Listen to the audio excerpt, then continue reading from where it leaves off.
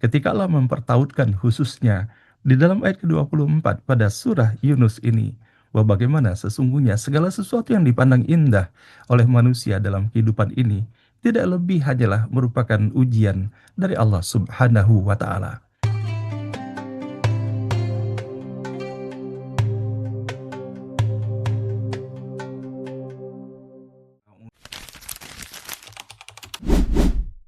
Di dalam penelusuran ayat-ayat pada surah Az-Zukhruf, dan di dalam surah ini kita mendapatkan satu-satunya terdapat kata wa zukhrufa di dalamnya. Nah, di dalam Al-Quran apabila kita memperhatikan, Allah menyampaikan pesan melalui terminologi ataupun jendela kata zukhrufa ini sendiri. Terdapat beberapa ayat. Nah, yang kita perhatikan dalam hal ini bukannya sekedar kosakatanya, tetapi pesan apakah yang mengikuti di dalam setiap jendela kata yang kita dapatkan terkait dengan ayat yang sedang kita baca pada pagi hari ini.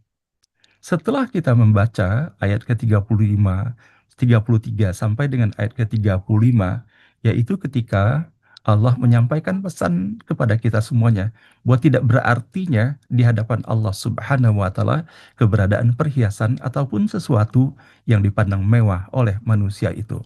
Allah bisa saja memberikan segala sesuatu itu di luar apa yang mereka bayangkan, dan bahkan tidak terbatas pun Allah bisa memberikannya kepada mereka. Namun dalam hal ini Bapak dan Ibu sama-sama kita memperhatikan pesan yang Allah sampaikan kepada kita semuanya sebagaimana kita melihatnya di dalam surah ke-6, surah Al-An'am, yaitu pada ayat ke-112 dan ayat ke-113-nya. Wa kadzalika ja'alna likulli nabiyyin aduwan syayatinal insi wal jin yuhi ba'duhum ila ba'din zukhrufal qawli ghurura walau sya'a rabbuka ma fa'aluhu fadharhum wa ma yaftarun. Walitasgha ilaihi afidatul ladzina la yu'minuna bil akhirah wal yardauhu wal yaqtarifu ma hum muqtarifun. Kita perhatikan di dalam ayat ke-112 yang kita baca pada pagi hari ini, Allah menyampaikan yuhi ba'duhum ila ba'din zukhrufal qawli ghurura. Maka dari apa yang kita dapatkan di dalam kedua ayat ini sama-sama kita memperhatikannya. Demikianlah, yaitu sebagaimana kami menjadikan bagimu musuh, kami telah menjadikan pula bagi setiap nabi musuh yang terdiri atas syaitan-syaitan yang mereka itu berupa manusia dan jin. Sebagian mereka membisikkan kepada sebagian yang lain perkataan yang indah sebagai tipuan. Seandainya Tuhanmu menghendaki, niscaya mereka tidak akan melakukannya. Maka tinggalkanlah mereka bersama apa yang mereka ada-adakan, yaitu berupa kebohongan itu. Walitasqa ilaihi afidatul ladzina la yu'minuna bil akhirah wal yardauhu wal yaqtarifu ma hum muqtarifun. Bahwa syaitan-syaitan itu saling membisikkan perkataan yang indah agar hati kecil orang-orang yang tidak beriman pada akhirat itu tertarik kepada bisikan itu serta menyenanginya, dan agar mereka melakukan apa yang biasa mereka lakukan. Dan begitu pula kalau kita memperhatikan atas apa yang Allah sampaikan pada surah Al-Isra, yang sama-sama kita memperhatikannya, mulai dari ayat ke-89 sampai dengan ayat ke-93 pada surah ini. Di dalam ayat ke-89-nya Allah menyampaikan, "Walaqad sarrafna lin-nasi fi hadzal Qur'ani min kulli mathal fa'aba aksarun nasi illa kufura." Sungguh kami telah menjelaskan berulang-ulang segala perumpamaan dengan berbagai macam cara kepada manusia dalam Al-Quran ini. Tetapi kebanyakan manusia itu tidak menginginkan kecuali hanyalah kekufuran. Wa qalu lan nu'mina laka hatta tafjura lana minal ardi yambu'a. Mereka berkata, kami tidak akan percaya kepadamu Muhammad sebelum engkau membuatkan mata air yang memancar dari bumi untuk kami. Au takunu laka jannatum min nakhili wa indabim fatufajjiral anhar khilalaha tafjira. Atau engkau mempunyai sebuah kebun kurma dan anggur, lalu engkau alirkan di celah-celahnya sungai yang deras alirannya. Au tusqitas samaa'a kama za'amta 'alaina kisafan, au ta'tiya billahi wal malaikati qabila. Atau engkau jatuhkan langit berkeping-keping kepada kami, sebagaimana engkau telah katakan, atau engkau datangkan Allah dan para malaikat berhadapan muka dengan kami. Au yakunu laka baitum min zukhrufin au tarqa fis samai walan nu'mina li ruqiyyika hatta tunazzal alaina kitaban naqra'uh. Qul subhana rabbi hal kuntu illa basyarar rasula.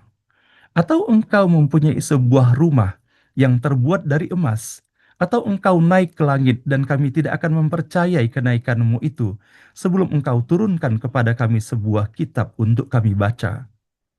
Katakanlah Muhammad, Maha suci Tuhanku, bukankah aku ini hanyalah seorang manusia yang menjadi Rasul? Nah, dari ayat-ayat ini, Ibu dan Bapak yang dirahmati Allah, Allah mengetahui sesungguhnya apa yang ada di dalam pikiran mereka, apa yang mereka lakukan di dalam mereka menyikapi atas pesan-pesan Allah yang telah disampaikan kepada mereka.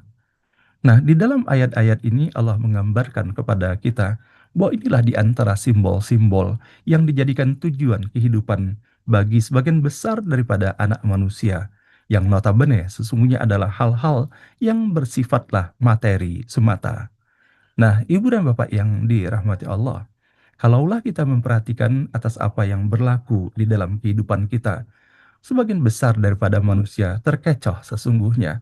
Mereka mengejar simbol-simbol kesuksesan kemewahan sebagaimana yang Allah sebutkan di dalam ayat ini. Padahal mereka lupa bahwa sesungguhnya Allah lah yang telah memberikan anugerah segalanya, dan bahkan Allah lah yang telah menciptakan mereka. Nah, begitu juga Bapak dan Ibu kita mendapatkan benar bahwa Allah memberikan peringatan kepada kita semuanya agar kita dapat memberikan penyikapan yang paling baik terhadap segala sesuatu yang dihadirkan dalam kehidupan ini, baik berupa perhiasan atau kemewahan, harta, dan segala sesuatu yang menjadi tujuan sebagian besar daripada manusia itu. Di dalam surah Yunus, yaitu pada surah ke-10 dalam ayat ke-24, yaitu ketika Allah menyampaikan pesannya untuk kita semuanya. Innama masalul hayatid dunya kama in anzalnahu minas samai fahtalata bihi nabatul ardi mimma ya'kulun nas wal an'am hatta idza akhadhatil ardu zukhrufaha wa zayyanat wa dhanna ahlaha annahum qadiruna 'alaiha ataha amruna lailan aw nahara faja'alna hasidan ka'allam taghnabil ams kadzalika nufassilul ayati liqaumi yatafakkarun.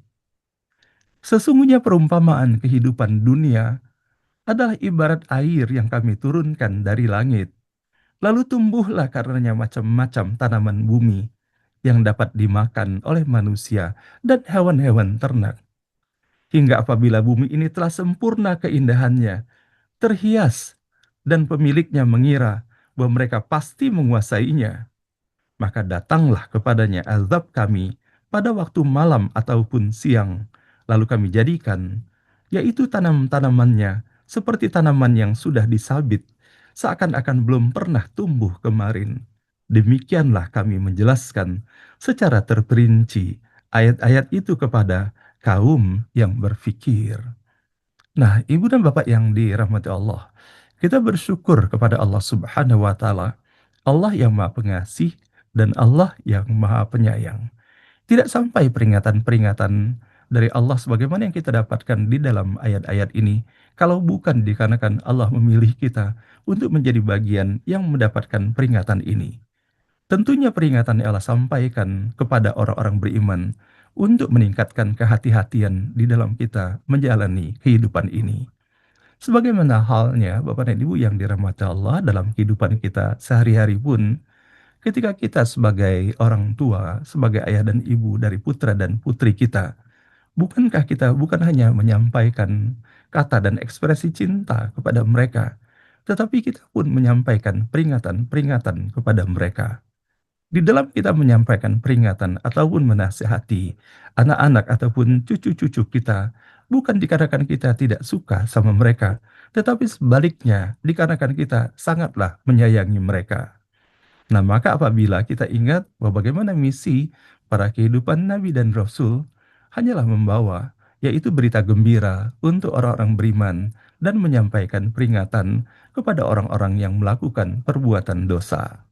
Nah, tentunya dalam hal ini Bapak dan Ibu yang dirahmati Allah, ketika Allah mempertautkan khususnya di dalam ayat ke-24 pada surah Yunus ini, bahwa bagaimana sesungguhnya segala sesuatu yang dipandang indah oleh manusia dalam kehidupan ini tidak lebih hanyalah merupakan ujian dari Allah Subhanahu wa taala.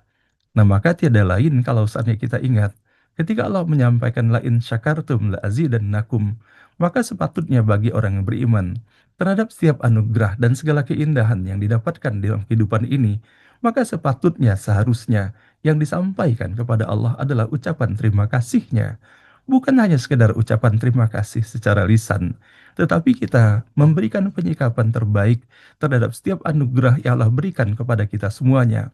Apakah anugerah harta, anugerah kekuasaan, anugerah keilmuan, anugerah kesehatan, dan anugerah yang tidak terbatas lainnya?